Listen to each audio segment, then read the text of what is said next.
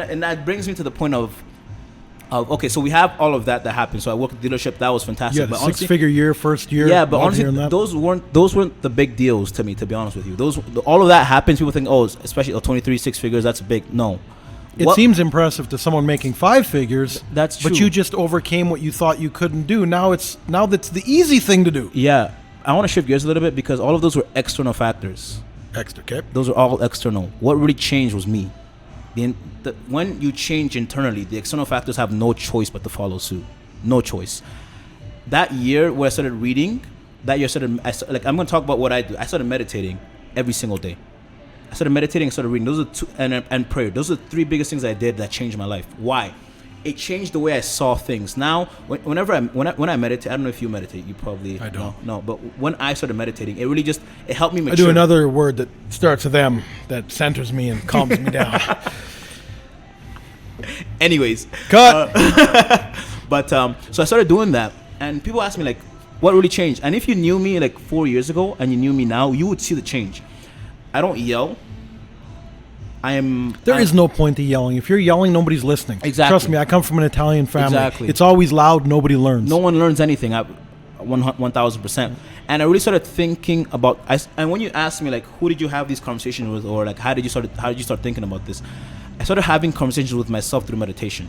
So I'd be sitting down and literally just talk. I've had probably a decade worth of conversations in my own head, just conversations, talking to myself.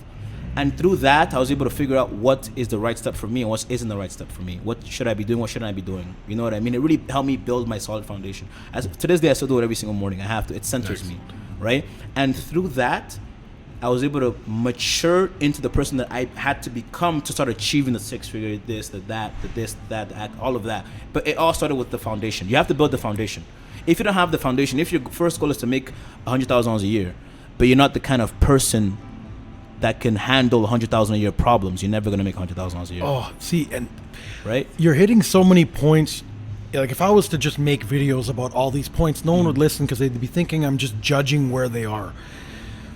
I'm just going to call it the average working class making $30,000 to $60,000 a year.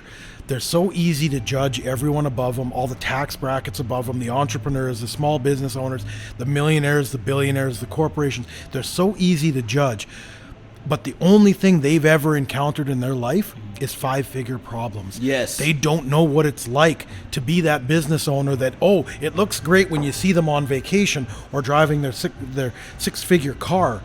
You didn't have the responsibilities of making sure all those employees had a job so they could feed their families. Sleepless nights. You weren't the one responsible for taking out that $500,000 loan that has to be paid every month, paid back.